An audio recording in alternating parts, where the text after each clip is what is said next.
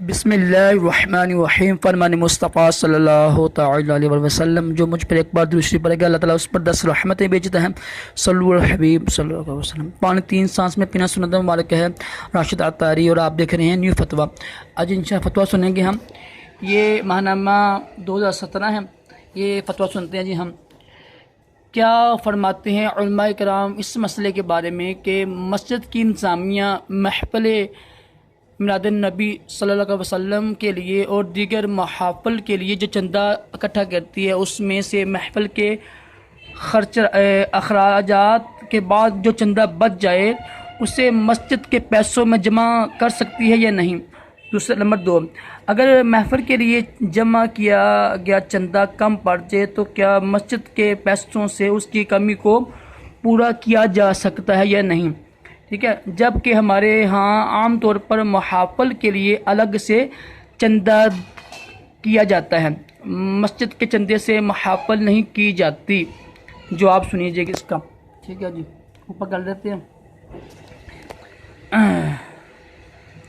इस बाकी यानी बचे हुए चंदे को इस तरह मुतलकन मस्जिद के पैसों में जमा करना जायज़ नहीं, बल्कि इस तरह के चंदे में कुछ तफसील होती हैं जो दर्जा ज़ैल हैं कि अव्वल जिन लोगों ने ये चंदा दिया था उनको हिस्सा रसीद के मुताबिक वापस करना फ़र्ज़ है, या वो जिस काम में कहें उसमें लगा दिया जाए। उनकी इजाज़त के बगैर किसी दूसरे काम में इस्तेमाल करना हराम है, और अगर वो फोत हो चुके हैं तो उनके वारसों को वापस किया जाए।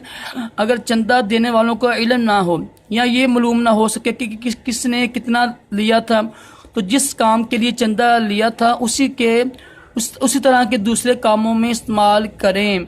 और अगर इस तरह का दूसरा काम ना मिले तो किसी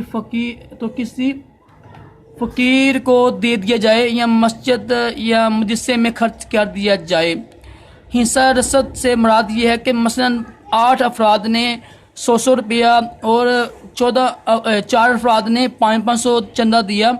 अब इस 1000 रुपये में से 600 रुपया इस्तेमाल हो गया और 400 बच गया, तो 100 रुपया देने वालों में से हर एक को और 40 रुपये और 50 रुपये वालों के लिए हर एक को 20 रुपये वापस करेंगे।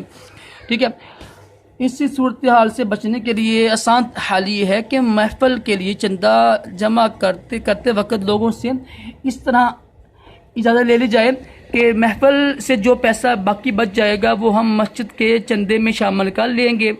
अगर चंदा देने वाले इसकी इजाज़त दे दें हम, तो बाकी रह जाने वाली रकम को अब आप मस्जिद के चंदे में शामिल कर सकते हैं कि एक काम के लिए दिए हुए माल में से बाकी बच जाने वाला माल को किसी दूसरे काम में सिर्फ खर्च करने का वकील बनाना जायज़ और दुरुस्त है।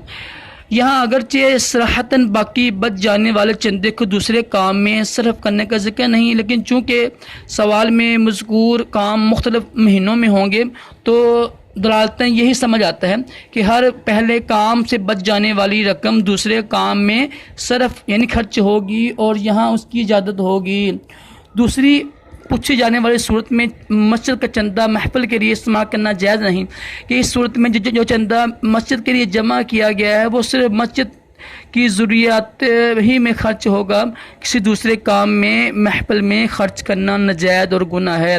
वल्लाहु आलमहु व रसूलुहु आलमु अज़्ज़ा व जल व सल्लल्लाहु तआला अलैहि वसल्लम। सल्लु अलल हबीब।